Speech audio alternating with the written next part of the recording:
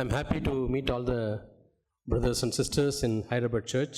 హైదరాబాద్ సంఘంలో ఉన్న సహోదరులందరినీ నేను మరలా కలుసుకోవడానికి దేవుడు ఇచ్చిన అవకాశాన్ని బట్టి I essentially from the depth of my heart thank God for the work he is doing here. కాబట్టి నా పూర్ణ హృదయంతో నేను దేవుడిని స్తుతించేది ఏంటంటే దేవుడు ఇక్కడ చేసే పనిని బట్టి నేను దేవుడిని ఎంతో వందనాలు తెలియజేస్తున్నాను. It's God who builds his church, తన సంఘాన్ని కట్టే దేవుడే, and we are all his co-workers. మనం కేవలం ఆయన తోటి పని వాళ్ళం మాత్రమే. In this building of the body of Christ there are no spectators. All of us are having some responsibility. కాబట్టి క్రీస్తు యొక్క శరీరాన్ని నిర్మించే పనిలో మనం ఉన్నప్పుడు ఖాళీగా కూర్చొని చూసే వాళ్ళు ఎవరు ఉండరు, కానీ మనందరము దాని పని వాళ్ళమే. Responsibility may be small or big or medium, but God decides that. ఆ బాధ్యత అనేది చిన్నదా పెద్దదా లేకపోతే మధ్యస్థంగా ఉందా అనేది దేవుడు నిర్ణయిస్తాడు. It is based on the faith that we have. మనకి ఎంత విశ్వాసం ఉన్నది, మన విశ్వాస పరిమాణాన్ని బట్టి అది ఉంటుంది. It's based on the grace we receive from God. దేవుని దగ్గర నుండి మనం పొందుకునే కృపను బట్టి అది ఆధారపడి ఉంటుంది. It depends on the burden that we have from God. దేవుని దగ్గర నుండి మనం పొందిన భారాన్ని బట్టి అది ఆధారపడి ఉంటుంది. The burden we have for God. దేవుని కోసం మనము కలిగి ఉన్న భారాన్ని బట్టి ఆధారపడి ఉంటుంది. The burden for the church. సంఘం గురించి మనం ఎంత భారం కలిగి ఉన్నామన్న దాని మీద ఆధారపడి ఉంటుంది. The burden for the brothers and sisters. సహోదరుల మీద మనకున్న భారాన్ని బట్టి అది ఆధారపడి ఉంటుంది. God does not expect you to have a burden for all brothers and sisters. కాబట్టి మనం ప్రతి సహోదరుని మీద అందరి మీద భారం కలిగి ఉండాలని దేవుడు మన దగ్గర నుంచి ఆశించడు. But few brothers and sisters with whom you are in touch with. కాబట్టి నువ్వు ఎవరితో అయితే దగ్గరగా ఉంటావో కొంతమంది సహోదరుల మీద అయినా మనకు భారం ఉండాలి. Or at least for your family members, because they are also part of the church. లేనట్లయితే నీ కుటుంబ సభ్యుల మీద అయినా ఉండాలి, ఎందుకంటే వాళ్ళు కూడా ఈ సంఘ సభ్యులే కాబట్టి. So building up of the church is the responsibility of every one of us. దేవుని యొక్క సంఘాన్ని నిర్మించటం అనేది ప్రతి ఒక్కరి బాధ్యత. God has given some elders in the church. దేవుడు సంఘంలో కొంతమంది సంఘ పెద్దలను నియమించారు, but they cannot do everything. వాళ్ళే అన్ని చేయలేరు. They may decide the direction in which the church should go. సంఘము ఏ మార్గంలో వెళ్ళాలో వాళ్ళు నిర్ణయించవచ్చు, but we should cooperate with them. కానీ వారికి మనం సహకరించాలి. Because our heart is very evil. ఎందుకంటే మన హృదయం ఎంతో దుష్ట తలంపులతో నిండి ఉంటుంది. Prophet Jeremiah says that heart is crooked and deceitful above all things. ఎందుకంటే ఇర్మియా చెప్పాడు, హృదయం అనేది అన్నింటికంటే ఘోరమైన వ్యాధి కలది. Today we are going to meditate from the gospel according to St. Luke chapter 17. లూకా 17 మనం చూద్దాం ఈ రోజు. I'll just read the first two verses. మొదటి 2 వచనాలు నేను మీకు చూపిస్తాను. Luke gospel chapter 17 verses 1 and 2. లూకా సువార్త 17వ అధ్యాయం మొదటి 2 వచనాలు. He said to his disciples, it is inevitable that stumbling blocks come, but woe to him through which they come. It would be better for him if a millstone were hung around his neck and he were thrown into the sea, than that he would cause one of these little ones to stumble. ఆయన తన శిష్యులతో ఇట్లా ఎన్నో అభ్యంతరములు రాకపోవటం అసాధ్యం, కానీ అవి అవని వలన వచ్చిన వానికి శ్రమ, వాడి చిన్నవారిలో ఒకనికి అభ్యంతరం కలుగజేయట కంటే వాని మెడకు తిరగట్రాయి కట్టబడి సముద్రంలో పడద్రోయబడట వానికి మేలు.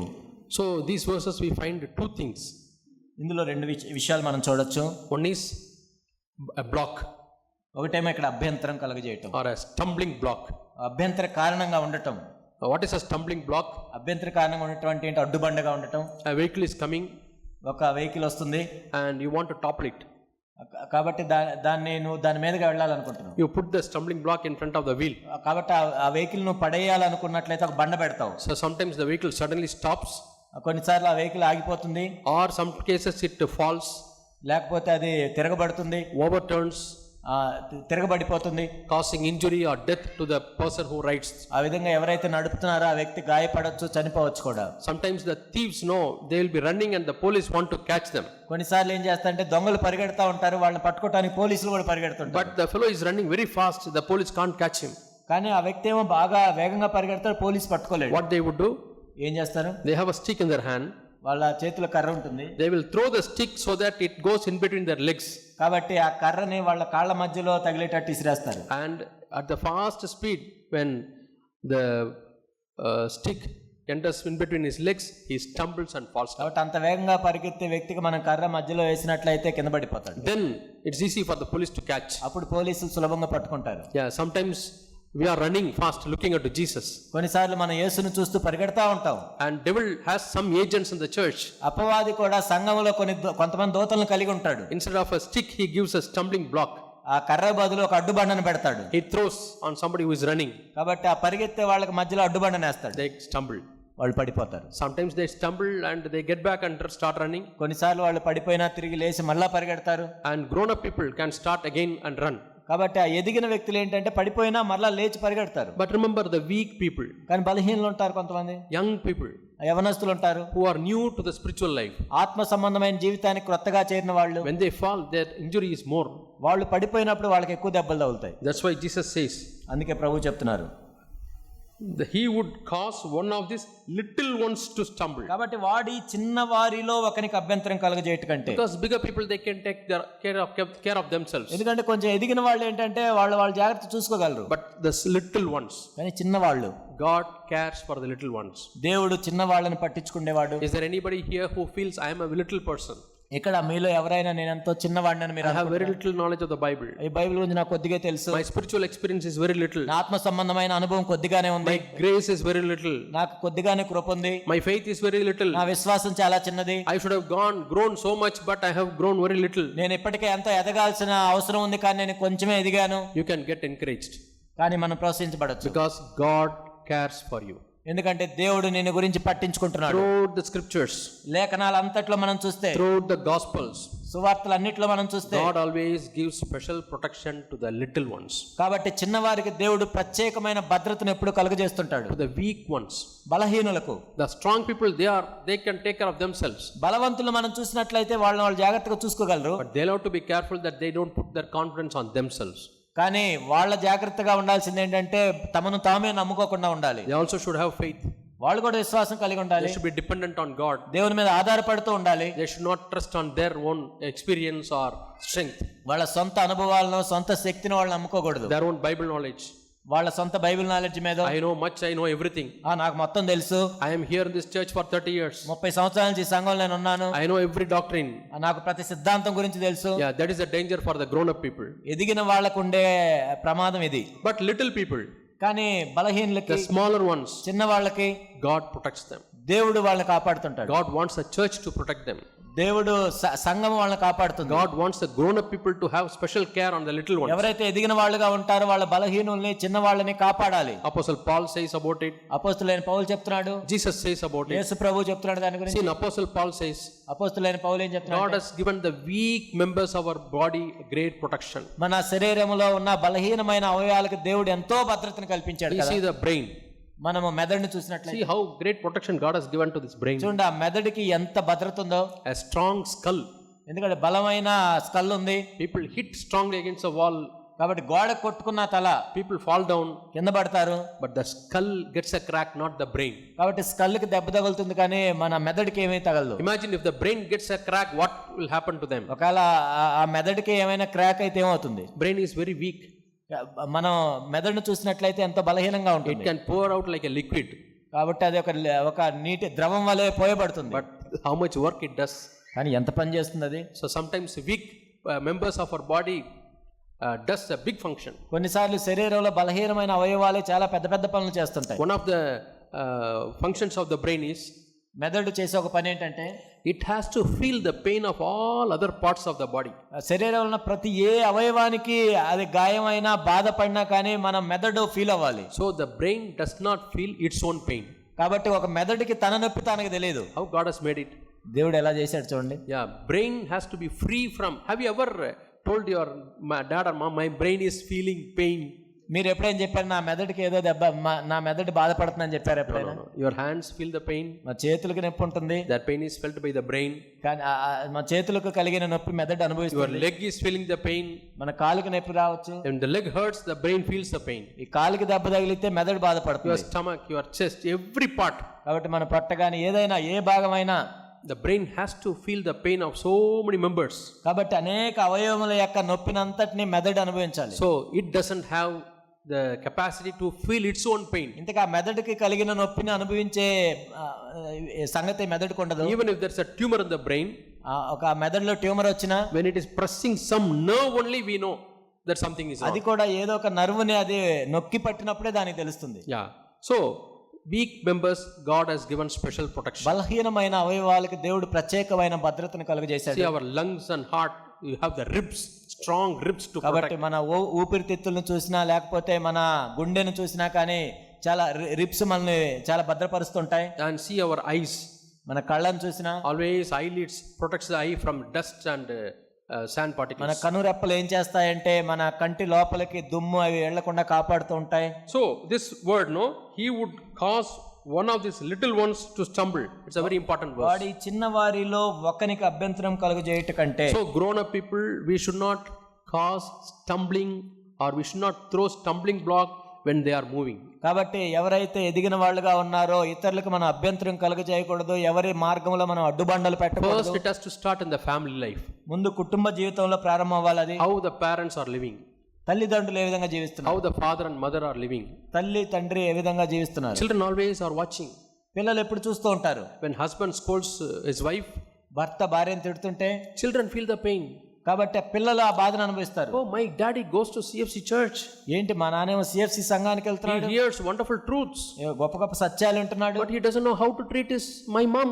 ఏంటి మా అమ్మని చూడటం కూడా ఆయనకి రావట్లేదేంటి. Children feel the pain.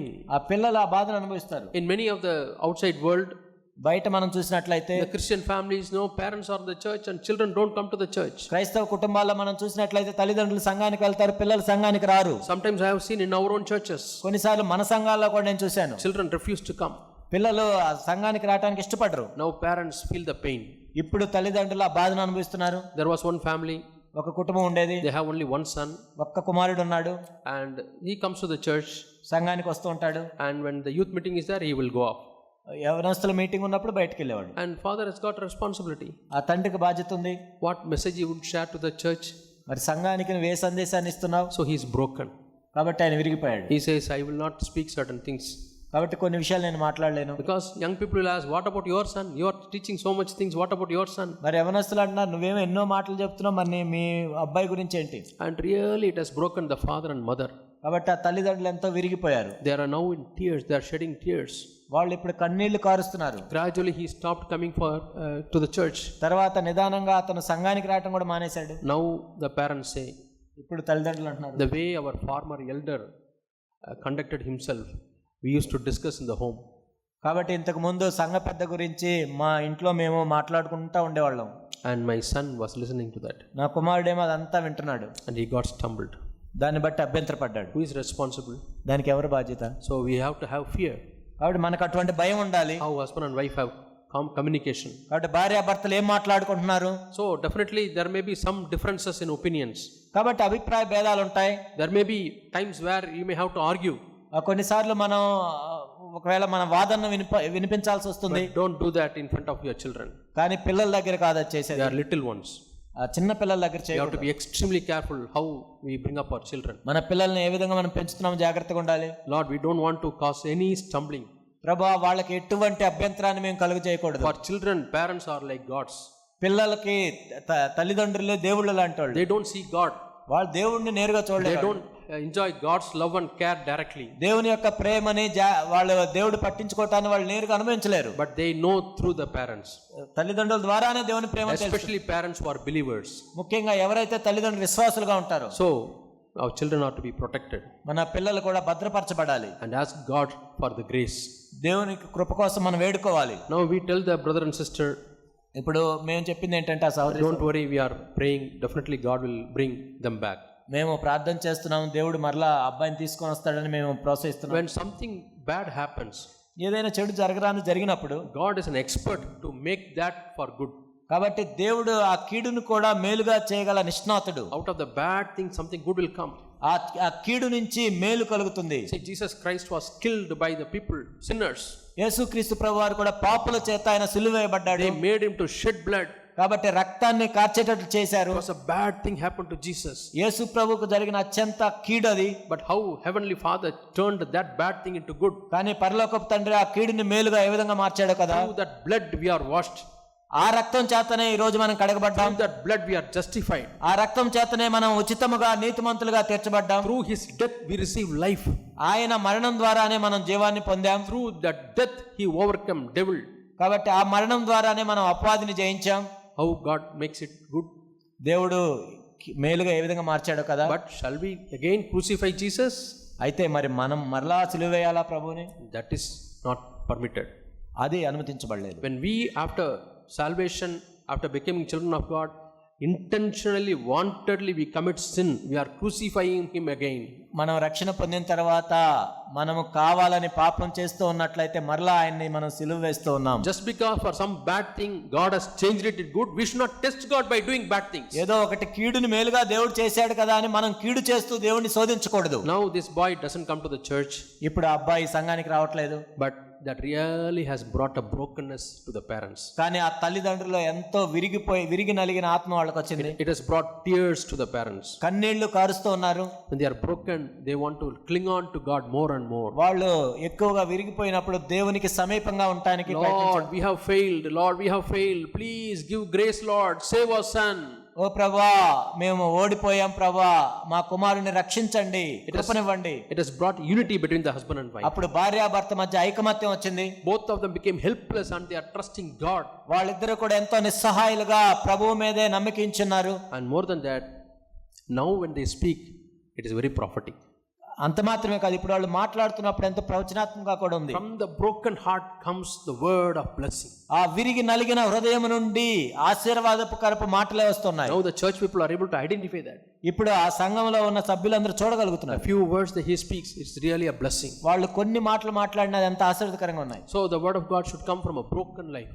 కాబట్టి ఆ విరిగి నలిగిన జీవితం నుండి దేవుని యొక్క వాక్యం వస్తుంది. So when a husband and wife, when they are broken, భార్య భర్తలు ఆ విధంగా విరిగి నలిగినప్పుడు really they can bless their children. ఆ పిల్లల్ని కూడా వాళ్ళు ఆశీర్వదించవచ్చు. Out of a broken heart come issues of life. ఆ విరిగి నలిగిన హృదయంలో నుండి జీవదారులు బయలుదేరుతాయి. Springs of life. దేవుని యొక్క జీవ జలపు ఓటలు వస్తాయి. You are not only a blessing for your children, మీ పిల్లలకి మీరు ఆశీర్వాదకరంగా ఉంటాం మాత్రమే కాదు, you will become a blessing to the church. సంఘానికి కూడా ఆశీర్వాదకరంగా ఉంటారు. You will become a blessing to the other children in the church. సంఘంలో ఇతర పిల్లలకు కూడా మీరు ఆశీర్వాదకరంగా ఉంటారు. I have some excellent brothers in our church. మా సంఘంలో కొంతమంది అద్భుతమైన సహోదరులు I ఉన్నారు. have seen some brothers in some churches who are very good. కొన్ని సంఘాల్లో కొంతమంది సహోదరులు ఎంతో మంచిగా ఉన్నారు. But the problem is, సమస్య ఏంటంటే they don't do any sin. వాళ్ళేం పాపం చేయరు. They don't talk bad. వాళ్ళు ఏదో చెడు మాట్లాడరు. 100% upright in money matters. డబ్బు విషయంలో కూడా ఎంతో నీతిమంతులుగా ఉంటారు. But the problem is, సమస్య ఏంటంటే they are not broken. వాళ్ళు విరిగిపోలేదు ఇంకా. Though they are upright people, they are not a blessing to the church. వాళ్ళు యథార్థవంతులుగా నీతిమంతులుగా ఉన్న సంఘానికి ఆశీర్వాదకరంగా లేరు. We are very much afraid that they will become legalists. వాళ్ళు అక్షరానుసారంగా మారిపోతారేమో అని మాకు భయంగా ఉంది. So unbroken people who are upright, easily they can become legalists. ఎవరైతే విరిగి నలగకుండా నీతిమంతులుగా ఉంటారో వాళ్ళు చాలా సులభంగా అక్షరానుసారంగా వెళ్ళే ప్రమాదంలో ఉంటారు. They can become Pharisees. వాళ్ళు పరిసయ్యులుగా మారతారు. And they cause stumbling. ఆ తర్వాత వాళ్ళ అభ్యంతరాలు They కలుగజేస్తారు. become very harsh on people. ఇతరుల మీద ఎంతో కఠినంగా ఉంటారు. They put strong demands on people. ఇతరుల మీద ఎంతో గొప్ప డిమాండ్లు పెడతారు వాళ్ళు. It starts in the house. ఆ విధంగా అభ్యంతరాలు కలుగజేస్తారు. One such brother's wife was telling, అటువంటి సహోదరుని యొక్క భార్య చెప్తుంది ఏంటంటే, I really suffer from the harshness of my husband. కాబట్టి నా భర్త యొక్క కఠినత్వాన్ని బట్టి నేను ఎంతో శ్రమ పడుతున్నాను. I am trying, not able to expect to his level of expectation. నేను ఎంత ప్రయత్నించినా ఆయన ఆశించిన దానికి చేరుకోలేకపోతున్నాను. That is the law. అది ఒక ధర్మశాస్త్రం లాగా. Some people live sin and old life. కొంతమంది ఏంటంటే పాత జీవితాన్ని పాపాన్ని విడిచిపెడతారు, కానీ Instead of marrying to Christ, they think that they are married to Christ. వాళ్ళు క్రీస్తుని వివాహం చేసుకునే దానికి బదులుగా క్రీస్తుని వివాహం చేసుకున్నాం అనుకుంటారు. But in that process they have married a very strong man, that is law. కాబట్టి ఆ క్రమంలో ఇంకా బలవంతుడైన వ్యక్తిని పెళ్లి చేసుకుంటారు, అదే ధర్మశాస్త్రం. They are under the judgment. వాళ్ళు తీర్పు కింద ఉంటారు. ఎప్పుడు They are under the law. వాళ్ళు ఎప్పుడు ధర్మశాస్త్రం కింద ఉంటారు. And they cause stumbling to others. ఇతరులకు అభ్యంతర కారణాలు వాళ్ళు కలుగజేస్తుంటారు. So this verse says, I told you there are two things in this verse. ఇక్కడ ఈ వచనంలో రెండు మాటలు ఉన్నాయని నేను చెప్పాను. One is a block. ఒకటి ఏంటంటే అడ్డుబండగా ఉండటం. Another one is a millstone. రెండోది ఏంటంటే తిరగటి రాయి. Jesus says, యేసు ప్రభు చెప్తున్నారు, if you have a stumbling block, నువ్వు అడ్డుబండగా ఉంటే I will give you another block. నేను ఇంకోటి ఇస్తాను, that is a millstone. అదే తిరగటి రాయి. And it can be tied and you can be put into the water. కాబట్టి నువ్వు ఆ మెడకి కట్టబడి నేను సముద్రంలో వేస్తాను. To that extent God cares for the little ones. ఆ చిన్న వారి గురించి దేవుడు అంత తీవ్రంగా ఉంటాడు. So the first type of heart is a heart which is not offending others. మొట్టమొదటిగా ఏంటంటే మనం ఇతరులను అభ్యంతరపరచకూడదు. A heart which does not stumble others. ఇతరులను పరిచే విధంగా లేని హృదయం. As important as it, we need to have a heart which gets not offended. కాబట్టి అదే విధంగా మనం కూడా ఇతరుల చేత అభ్యంతర పడకుండా ఉండే హృదయం, That is also very important. అది కూడా ప్రాముఖ్యమైనది. So we have to ask God for two things. దేవుణ్ణి రెండు విషయాల గురించి మనం అడుగుతూ ఉండాలి. Lord, give me a heart which will not offend others, ఓ ప్రభువా, ఇతరులని అభ్యంతరం పెట్టకుండా అటువంటి హృదయాన్ని which నాకు will ఇవ్వండి. not cause stumbling to others, ఇతరులకు అడ్డుబండగా ఉండకుండా, especially to my children, to my wife or to my husband. నా భార్యకు గాని భర్తకు గాని పిల్లల విషయంలో కానీ. And also give me a heart which will not get offended. ఓ ప్రభువా, నాకు ఇలాంటి హృదయం కూడా ఇవ్వండి, ఇతరుల చేత నేను అభ్యంతర పడకుండా. Yeah, do you know what is the stand of Jesus for those who are getting offended? కాబట్టి అభ్యంతర పడిన వారి పట్ల యేసు ప్రభు ఏ విధంగా ఉన్నారు? They are not small people. వాళ్ళేం చిన్నవాళ్ళు కాదు, They think they are very strong. వాళ్ళు ఏదో గొప్పవాళ్ళు అనుకున్నారు. The strong people who don't depend on God, the Bible calls them as Pharisees. కాబట్టి ఎవరైతే దేవుని మీద ఆధారపడకుండా మేము బలవంతులు అనుకుంటాం, వాళ్ళనే పరిసయ్యులు అని పిలువబడ్డారు బైబిల్లో. God was preaching something. దేవుడు ఏదో బోధిస్తున్నాడు. That which goes into the mouth, it will not defile a man. కాబట్టి ఒకని నోట పడునది అది మనిషిని అపవిత్రం చేయదు, కానీ That which comes out of the mouth is going to defile. నోట్లో నుండి వచ్చేదే ఇతరులను అపవిత్రం చేస్తాం. Sometimes disciples, they didn't have time even to wash their hands. They were so busy, they plucked the grains and started eating. కొన్నిసార్లు ఏంటంటే శిష్యులకి తీరిక కూడా లేదు, చేతులు కడుక్కోవటానికి వాళ్ళు ఏదో ధాన్యం కోసుకొని తిన్నారు. Sometimes your mother gives you groundnut. కొన్నిసార్లు మీ తల్లి ఏదో గ్రౌండ్ నట్ ఇస్తుంది మీకు. I don't think you'll go wash your hands and then take groundnut. వెళ్ళి చేతులు కడుక్కొని ఎవరు తినరు దాన్ని. Some berries or snacks, something they give. ఏదో స్నాక్స్ ఇచ్చారు, You take and eat. అవి తీసుకొని తింటారు. Like that, children, the disciples also plucked something and started eating. ఆ శిష్యులు కూడా ఏదో అక్కడ కోసుకొని తిన్నారు. But see these Pharisees, ఆ పరిసయ్యులు చూడండి, eyes are wide open. వాళ్ళు ఎంత కళ్ళు బాగా పెద్దవి Is there చేసి, any small mistake they want to do, అసలు ఎంత చిన్న తప్పు చేసినా సరే we'll catch. పట్టుకున్నారు. They go to Jesus యేసుప్రభు దగ్గరికి వెళ్ళారు, complaining. ఫిర్యాదు చేస్తున్నారు. Your disciple, I found out a mistake. చూడండి, మీ శిష్యులు తప్పు We కనిపెట్టారు, have found out a sin in them. మేము ఒక పాపాన్ని కనిపెట్టాం. Yeah, they eat without washing their hands. ఏంటి వాళ్ళు చేతులు కడుక్కోకుండా వాళ్ళు తిన్నారు.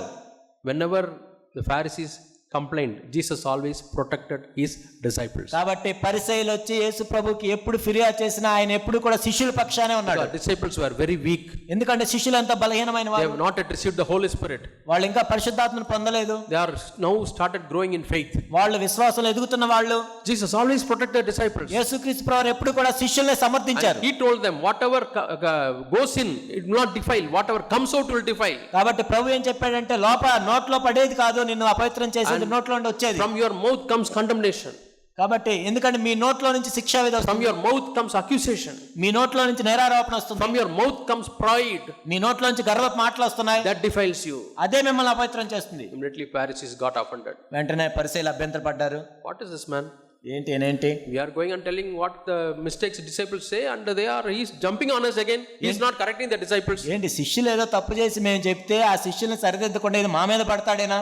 They got offended, murmuring. Might be they would have told something and they were going. వాళ్ళు ఏదో అభ్యంతరపడి సనిగి గొనిగి ఏదో ఒకటి అని వెళ్ళిపోయారు. Might they would have said, we thought he's a real priest, but he is not a priest. ఈయన ఏదో పెద్ద ప్రవక్త అనుకున్నాం, యాజకుడు అనుకున్నాం, ఈయన అసలు ఏది కాదు We అనుకున్నాం. thought he's a godly man, but he's not a godly ఏదో man. పెద్ద దైవజనుడు అని మేము అనుకున్నాం, కాదు.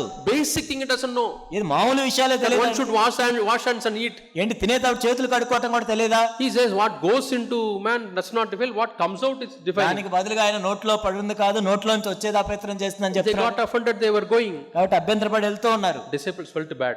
అప్పుడు శిష్యులు కొంచెం సిగ్గుపడ్డారు. Whether Jesus has committed a mistake by turning them away.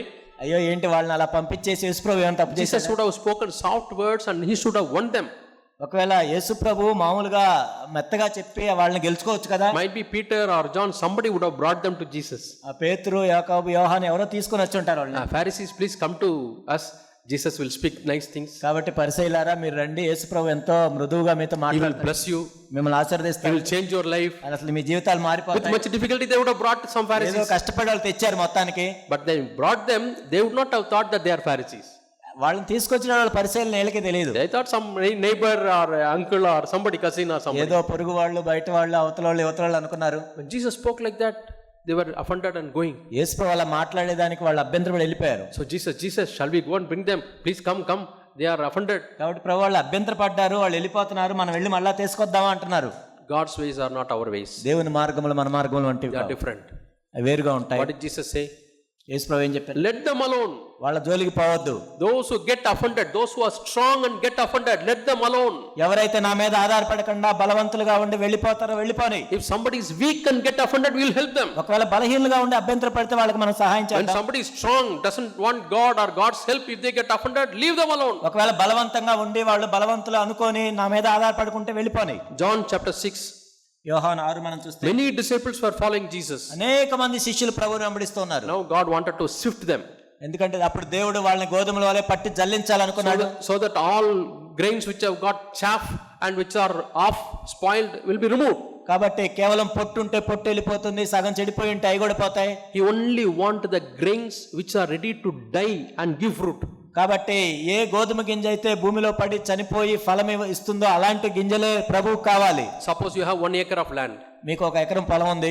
You want to sow good seeds. మీరు మంచి విత్తనాలు నాటాలి. You buy from 10 kg of seeds. మీరు 10 కేజీల విత్తనాలు కొన్నారు. Out of 10 kg, 9 kgs are not going to grow. ఆ 10 కేజీల్లో 9 కేజీల విత్తనాలు అసలు మొలవు. Some will grow but they will not give fruit. కొన్ని మొలుస్తాయి కానీ అవి పండవు. 9 kgs are defective seeds. 9 కేజీలు అవి పాడైపోయిన విత్తనాలు. If you are a wise man, ఒకవేళ జ్ఞానవంతుడు అయితే you will try to sift them. కాబట్టి వాటిని జల్లిస్తారు. Separate the good seeds from the bad seeds. అందులో మంచి విత్తనాలు చెడ్డ విత్తనాలు తీసేస్తారు. Now when you buy eggs, మీరు కూడా కోడిగుడ్లు కొన్నప్పుడు put them into water. నీళ్ళలో పెట్టి All the water which goes down, good eggs. కాబట్టి అవన్నీ కిందకి వెళ్ళిన కోడిగుడ్లన్నీ మంచి. Which refuse to go down, they are spoiled. ఆ కిందకి వెళ్ళటానికి అవి ఇష్టం లేదంటే అవి పాడైపోయినాయి. Yeah, same test God may allow us also. కాబట్టి దేవుడు మనల్ని కూడా అలా పరీక్షిస్తాడు. Are willing to go down? మీరు కిందకి వెళ్ళటానికి సిద్ధంగా ఉన్నారా? Good seeds. మంచి విత్తనాలు అవి. They will produce good fruits. అది మంచి ఫలాలు ఫలిస్తాయి. They will give good yield. అది మంచి పంటను ఇస్తాయి. But those who refuse to go down, ఎవరైతే కిందకి వెళ్ళటానికి ఇష్టపడరు, no, I will be on the top. లేదు నేను ఎప్పుడు పైనే ఉండాలి. I want to be seen by others. అందరు నన్ను చూడాలి. I want exposure. నన్ను అందరు చూడాలి. I want opportunities to expose my gifts. కాబట్టి నా తలాంతులు నేను చూపించుకోవడానికి ప్రదర్శించుకోవడానికి I want అవకాశం కావాలి. opportunities to speak. కాబట్టి నేను మాట్లాడే అవకాశం కావాలి. I want opportunities to play musical instruments. కాబట్టి నేను మ్యూజికల్ ఇన్స్ట్రుమెంట్ ప్లే చేయాలి. I want a stage. నేను స్టేజ్ మీద నిలబడాలి. All those people are like the spoiled eggs which are floating on the water. అవన్నీ కూడా చెడిపోయిన కోడిగుడ్ల వలె పైన తేలాడుతూ ఉంటాయి. They will always remain on the surface. పైన తేలాడుతూ ఉంటారు. No depth. లోపల ఉండదు. Because they are not willing to go down. ఎందుకంటే క్రిందకి వెళ్ళటానికి So ఇష్టపడలేదు. Jesus wants to separate these two types. కాబట్టి యేసుక్రీస్తు ప్రభువారు ఈ రెండు రకాలను వేరుపరచడానికి జల్లిస్తూ ఉన్నారు. A wise man ఒక జ్ఞానవంతుడు ఏం చేస్తాడు? will separate 9 kgs and put it away. ఆ 9 కేజీలు కూడా తీసి పడేస్తాడు. Those seeds are like spoiled eggs. ఎందుకంటే అవన్నీ పాడైపోయినాయి. Egg is also like a seed. మన కోడిగుడ్డు కూడా విత్తనం లాంటిది. Yeah, go to a place where they are growing broiler chicken. Boiler chicken పెంచే దగ్గరికి వెళ్ళాను నేను. They have very good eggs and they scan the eggs also. మంచి ఎగ్స్ ఉన్నాయి, స్కాన్ చేస్తూ ఉండేవాళ్ళు. Good eggs they breed it and they make small chicks. కాబట్టి ఆ మంచి కోడిగుడ్లు తీసుకొని ఆ కోడి పిల్లలు వచ్చేటట్లు చేసేవాళ్ళు. Yeah, we went to a farm. మేము కూడా ఒక పొలం వెళ్ళాం. Lot of chickens, no, so much are there. చాలా చిన్న కోడి పిల్లలు ఉన్నాయి. You do like this? వాళ్ళు ఇలా చేస్తూ ఉంటారు. Like wind blowing, no, they all afraid and go to the one end. కాబట్టి ఇలా గాలి వస్తే అన్ని భయపడి వెళ్తుంటాయి. Beautiful to look at it. అది చూడటానికి కూడా ఎంత అందం. Suppose the bad seeds you are separating. ఒకవేళ పాడైపోయిన చూసినట్లయితే And you have only 1 kg good seeds. ఒక కిలో మంచి విత్తనాలు ఉంటాయి. And you will spend money to till the land which can hold only 1 kg. కాబట్టి ఆ 1 కిలోకి ఎంత పొలం అవసరమో అంతే మీరు You దున్నుతారు. will water only for the 1 kg seeds. కాబట్టి ఆ 1 కిలోకి ఎంత కావాలో నీళ్లు అంతా ఇస్తారు. You are saving lot of money. అప్పుడు దానివల్ల ఎంతో డబ్బు You are saving ఆదా అవుతుంది. lot of energy. ఎంతో ఎనర్జీ ఆదా అవుతుంది. You are saving lot of land. ఎంతో పొలం కూడా ఆదా అవుతుంది. Another man he sows all the 10 kgs. ఇంకొక వ్యక్తి ఏం చేశాడంటే 10 కిలోలు వేశాడు. 10 times the land he uses. ఆ 10 అంతలు అది ఉపయోగించుకుంటున్నాడు. 10 times the water, 10 times the manure he spends. కాబట్టి దానికి 10 అంతలు ఇవంతా కూడా వ్యర్థం చేస్తూ ఉన్నాడు, ఎరువు అవన్నీ కూడా. And finally here and there some seeds grow to give good fruits. చివరికి మనం చూసినట్టు అక్కడ ఒకటి ఉన్నాయి మంచి. But all efforts have gone waste. కానీ ఆయన శ్రమంతా వృధా అయిపోయింది. The 9 kg seeds might be 9 acres of land goes waste. ఆ 9 కిలోల విత్తనాలు, ఆ 9 ఎకరాల పొలం కూడా వ్యర్థం అయిపోయింది. At the time of harvest he is able to only harvest the seeds which have grown from the 1 kg. కాబట్టి ఆ పంటను చివరికి కోస్తే 1 కిలోకి ఎంత వస్తే అంతే వచ్చినాయి. So God wants to sift like that. కాబట్టి దేవుడు కూడా మనల్ని జల్లిస్తూ ఉంటాడు. God wants to separate like that. దేవుడు అలా వేరుపరుస్తూ ఉంటాడు. So he uses a teaching. కాబట్టి దాన్ని ఆ విధంగా బోధిస్తూ ఉంటాడు. You should eat my flesh and drink my blood. నా శరీరమును తిని నా రక్తమును త్రాగాలి అని బోధించాడు. That is the sieve he has chosen. కాబట్టి ఆయన వాడిన జల్లెడది. And he is doing like this. ఆ విధంగా జల్లిస్తూ ఉన్నాడు. Even many disciples, they left Jesus. అనేక మంది శిష్యులు కూడా ప్రభువుని విడిచిపెట్టి వెళ్ళిపోయారు. They got offended. వాళ్ళు అభ్యంతరపడ్డారు. They are strong people who get offended. ఎవరైతే బలవంతులుగా ఉంటారో వాళ్ళే అభ్యంతరపడతారు. And he is shifting. ప్రభు ఆ విధంగా జల్లిస్తూ ఉన్నాడు. Finally, very few seeds are there. కొన్ని విత్తనాలే మిగిలాయి. Even to those seeds he is asking, ఆ విత్తనాలను కూడా అడుగుతున్నాడు, do you also want to go away? మీరు కూడా వెళ్ళిపోవాలనుకుంటున్నారా? But Peter says, పేతురు చెప్పాడు. of course he is with other disciples. ఇతర శిష్యులు కూడా ఉన్నారు. Lord, where shall we go? ప్రభువా, మేము ఎక్కడికి వెళ్ళగలం? You have the eternal words of giving life. నిత్య జీవపు మాటలు గలవాడవు నీవే. Peter has identified. పేతురు గుర్తించాడు దాన్ని. Peter has identified. Probably he didn't understand why so many people Jesus turned away. పేతురుకి అర్థమై ఉండకపోవచ్చు ఎందుకు ఇంతమంది వెళ్తున్నారని. But one thing he knows. కానీ ఒకటి తెలుసు ఆయనకి. The words of Jesus are words of eternal life. యేసుక్రీస్తు ప్రభు మాటలు ఏమైతే ఉన్నాయో అవి నిత్య జీవపు గల మాటలు. Those words make this seed to grow and give fruit. కాబట్టి ఈ విత్తనాలు ఆ వాక్యం ద్వారానే ఫలించి ఫలాలు పండిస్తూ ఉంటారు. Sometimes our brother Zach is very strong. కొన్నిసార్లు మన జాగ్గారిని చూస్తే ఆయన ఎంతో కఠినంగా ఉంటాడు. He has taken the sift. కాబట్టి ఆ జల్లెడ పట్టుకొని, sometimes it's very strong. చాలా కఠినంగా ఉంటాడు. Because he wants to sift. ఎందుకంటే జల్లించాలి కాబట్టి. Those who want to follow the Lord wholeheartedly. ఎవరైతే పునరుద్ధ ప్రభువుని వెంబడిస్తారో చూడటానికి, without getting offended. అభ్యంతర పడకుండా, I want to follow Jesus. నేను ప్రభువుని వెంబడిస్తానంటారు. I want to take those words not to get offended, but I want to take those words, repent, and they become words of life. కానీ ఆ మాటలు నేను విని అభ్యంతర పడకుండా వాటిని తీసుకొని నేను సరిదిద్దుకొని అది నిత్యజీవపు గల మాటలాగా నేను తీసుకోవాలి. So in the church of God there should not be any place for getting offended. కాబట్టి దేవుని యొక్క సంఘంలో అభ్యంతర పడటానికి ఎక్కడ స్థానం ఉండకూడదు. Brother should have freedom. మనకి స్వాతంత్రం ఉండాలి. Suppose you ask one brother to share for 3 minutes. ఒక సహోదరుడిని మీరు 3 నిమిషాలు పంచుకోమని అడిగారు. To share his testimony. తన సాక్ష్యం పంచుకుంటాడు. He goes on sharing for 10 minutes. ఆయన పంచుకుంటూ 10 నిమిషాలు వెళ్ళాడు. And do you give freedom for the brother to come and tell you, brother, you have exceeded the time and it is now 7 minutes you have exceeded? కానీ నువ్వు స్వాతంత్రం ఇస్తున్నావా? ఇంకో సహోదరుడు వచ్చి నువ్వు 3 నిమిషాలు చెప్తే 10 నిమిషాలు నువ్వు మాట్లాడావా అనే స్వాతంత్రం ఇస్తున్నావా? Or if he says, do you decide hereafter I will never speak in this church? లేకపోతే చెప్తే ఇంకా అసలు ఎప్పటి నుంచి ఈ సంఘంలో నేను మాట్లాడినంతవా? I should never pray. నేను ఇంకా అసలు ప్రార్థనే చేయను. That is you are getting offended. అంటే నువ్వు అభ్యంతర పడుతున్నావు. You may be sitting in the church. నువ్వు సంఘంలో కూర్చున్నా, but in your spirit you are offended. కానీ నీ ఆత్మలో నువ్వు అభ్యంతర పడుతున్నావు. Sometimes like Jesus says, they will say, leave them alone. కొన్నిసార్లు ప్రభు చెప్పినట్లు మనం కూడా చెప్పొచ్చు, వారి జోలికి పోకుడి. So we have to ask God, Lord, give me a heart that does not offend and give me a heart that does not get offended. కాబట్టి మనం ప్రార్థించాలి, ప్రభువా నేను ఇతరులను అభ్యంతరపరచకుండా అటువంటి హృదయాన్ని ఇవ్వండి, ఇతరుల చేత నేను అభ్యంతరపరచబడకుండా ఉండడానికి కూడా అటువంటి హృదయం ఇవ్వండి. My grandson sometimes comes and asks for these specs. మా గ్రాండ్ సన్ వచ్చి ఒకసారి స్పెక్స్ కావాలని అడుగుతాడు. I don't give it to him. నేను ఇవ్వను. Because it's very costly. ఎందుకంటే చాలా ఖరీదైంది. May break it. ఎందుకంటే విరగొడతాడు. What he will do? ఏం చేస్తాడంటే he will immediately pull these two to the extent. తీస్తే 2 లాగుతాడు ఇలా. And I will not be able to wear it. It will be very loose. కాబట్టి చాలా loose అయిపోయి నేను వేసుకోలేను ఇది. I say no, I will not give you. నేను ఇవ్వనని చెప్తాను. But what he will, sometimes he puts his head and goes away. కొన్నిసార్లు ఇలా అలిగి వెళ్ళిపోతాడు. It is like getting offended. కాబట్టి అభ్యంతర పడి వెళ్తారు. Many times we may think like that. కొన్నిసార్లు మనం కూడా అలా ఉంటాం. We are asking for the glass. మనం కూడా ఇది glass అడిగినట్లు I want to see like the elders. నేను ఇది చూడాలి అనుకుంటా. I want to speak like the elders. నేను ఈ విధంగా ఎల్డర్స్ దృష్టిలో ఎలా So ఉంటాను. Lord, give me that ministry. ఓ ప్రభువా నేను కూడా ఎల్డర్ అవ్వాలి, ఆ పరిచర్య But ఇవ్వమంటాడు. Jesus knows that you will not be able to handle. ఎందుకంటే నువ్వు అది చేయలేవని ప్రభువుకి తెలుసు. Immediately you may get puffed up or you may get proud, and that may be the reason for your spiritual fall. కాబట్టి ఒకవేళ నువ్వు అలా అయినట్లయితే నువ్వు ఉప్పొంగిపోయి కింద పడిపోయి ఆత్మీయంగా పనికి రాకుండా పోతావు. God is leading the church with a supreme wisdom. కాబట్టి సంఘాన్ని నడిపించాలంటే ఎంతో జ్ఞానం అవసరం. So this grandson, he doesn't have the wisdom. కాబట్టి చిన్న బిడ్డకి మనం చూసినట్లయితే జ్ఞానం ఉండదు. But when he comes to 15 or 16 years old, కానీ 15-16 సంవత్సరాల వయసు వచ్చేసరికి if I say this incident, నేను ఈ మాట చెప్తే he will understand. అప్పుడు అర్థమవుతుంది. Yeah, grandpa, what you have done is right. నువ్వు చేసిందే correct. If you had given the specs out of pity for him, you would have broken it. నా మీద జాలిపడి నువ్వు స్పెక్స్ ఇస్తే ఎరగొట్టేవాడిని. And you will not have a specs to wear. అప్పుడు నీకు వేసుకోవడానికి స్పెక్స్ ఉండే. So many times God does not give us what we need. కాబట్టి కొన్నిసార్లు మనం ఏదైతే అడుగుతామో ఆ దేవుడు ఇవ్వడు. It may be a responsibility. అదొక బాధ్యత అవ్వచ్చు. Or it may be something else. లేకపోతే ఇంకోటి అవ్వచ్చు. God knows what to give us. కాబట్టి దేవునికి తెలుసు మనకేమి ఇవ్వాలో. He is ultimately interested in our safety. మొత్తానికి ఏంటంటే మనం భద్రపరచబడాలనేదే దేవుని ఉద్దేశం. We read a verse in I'll show an incident where people got offended. ఎక్కడ మనుషులు అభ్యంతరపడ్డారో ఒక సంఘటన మీకు చూపిస్తాను. People got offended and people didn't get offended. ఒక చోట అయితే అభ్యంతరపడ్డారు, ఒక చోట అభ్యంతర పడకుండా ఉన్నారు. Numbers chapter 12. సంఖ్యాకాండము 12వ అధ్యాయం. Numbers chapter 12. సంఖ్యాకాండం 12వ అధ్యాయం. 3 members from a family. ఇక్కడ కుటుంబంలో 3 వ్యక్తులు ఉన్నారు. Aaron, అహరోను, మిర్యాము, and Moses. Moshe. Among the 3, God chose Moses.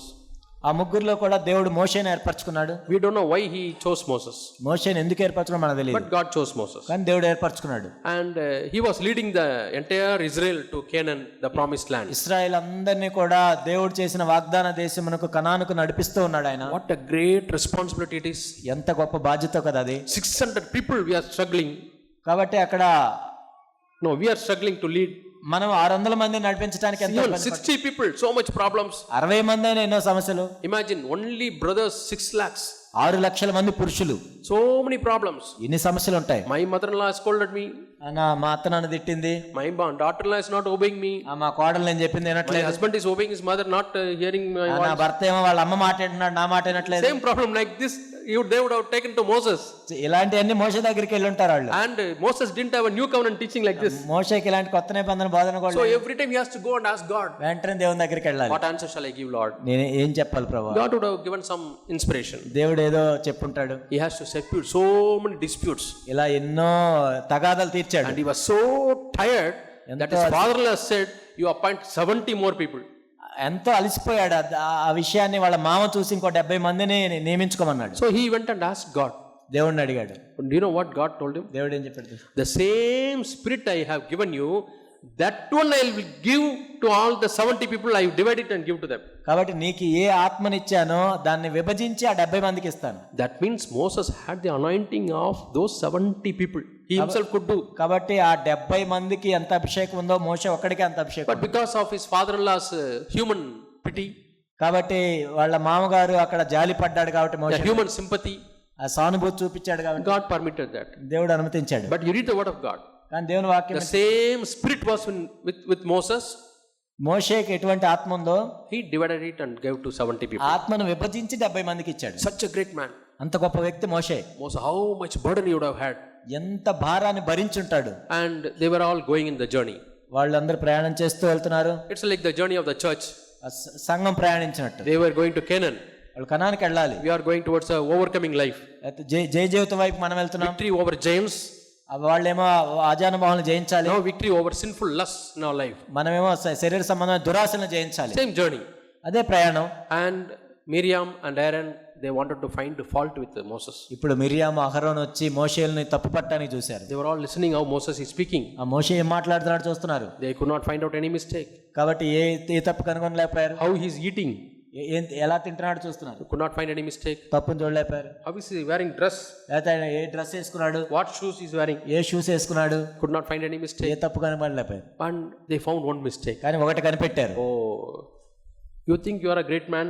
అని వేరే పెద్ద గొప్పడు అనుకుంటున్నావు నువ్వు. You know what type of wife you have married? అసలు నువ్వు ఎలాంటి భార్యని పెళ్లి చేసుకున్నావు తెలుసా? Ungodly wife. ఆమె దైవ భక్తి లేని స్త్రీ. She is a Cushite woman. కూషు దేశ. You should have married a Jewish lady. నువ్వు యూదురాలు కదా పెళ్లి చేసుకోవాలి. So after marriage, if they say, what he will do?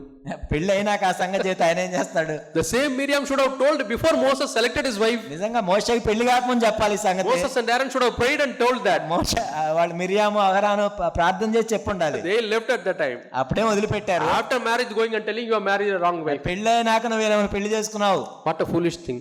ఎంత బుద్ధిహీనమైన పని అది. Are we as parents telling our children, కాబట్టి మనం కూడా అలా చెప్తున్నామా? you have married a wrong husband. నువ్వు ఒక వేరే భర్తను పెళ్లి You చేసుకో, have married a wrong wife. లేకపోతే తప్పుడు భార్యను పెళ్లి You చేసుకో, should have married my sister's daughter లేకపోతే or my brother's daughter. లేకపోతే వాళ్ళ కూతురునో వీళ్ళ కొడుకునో చేసుకోవాల్సింది. To marriage you say so many things. పెళ్లి అయ్యేదాకా నువ్వు ఎన్నేం చెప్పొచ్చు. Once they get married, పెళ్లి అయినాక don't see right or wrong. ఇంకా తప్పు రైట్ ఏ ఉండదు అందులో. Accept her as your daughter-in-law. కాబట్టి వాళ్ళని మనం అంగీకరించాలి. Accept both of them as your husband and wife. కాబట్టి భార్యాభర్తలుగా మనం అంగీకరించాలి. And whatever you say, it should unite them together. కాబట్టి నువ్వు చెప్పేది కూడా వాళ్ళని కలిపేటట్టు ఉండాలి. Because God unites. ఎందుకంటే దేవుడు కలుపుతాడు. Whatever God has united, let not any man separate. దేవుడు జతపరిచిన దాన్ని ఎవరు వేరు చేయకూడదు. So Miriam is trying to do a separation work. ఇక్కడ మిరియాము ఏం చేస్తున్నా వాళ్ళని వేరు చేయడానికి చూస్తుంది. Who is the agent who does the separation work? కాబట్టి అలా వేరుపరచడానికి ఎవరి దోతలు చేస్తారు? It's a devil. సైతాను. He cannot bear a happy family. ఒక కుటుంబం సంతోషంగా ఉంటే అపవాది చూడలేడు, He cannot simply bear it. దాన్ని అసలు సహించలేడు. If a husband and wife are very happy, భార్యాభర్త సంతోషం, when they are living in unity, వాళ్ళ ఐకమత్యంతో ఉంటే devil will grind his teeth.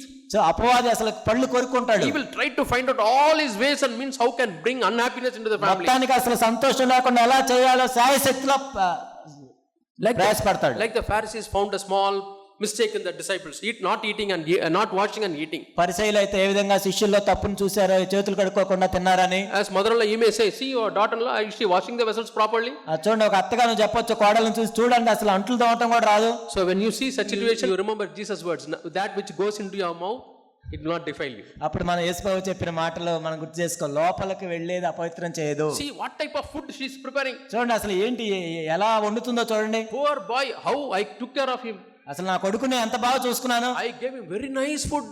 అసలు నేను ఎంత మంచి ఆహారాన్ని ఇచ్చాను. After marriage, పెళ్ళైన తర్వాత remember Jesus' words, యేసు ప్రభు చెప్పిన మాట, that which goes into will not defile you. కాబట్టి మన లోపలికి వెళ్ళేది మనల్ని అపవిత్రం చేయదు. Whatever your daughter-in-law prepares, you pray to Jesus and eat.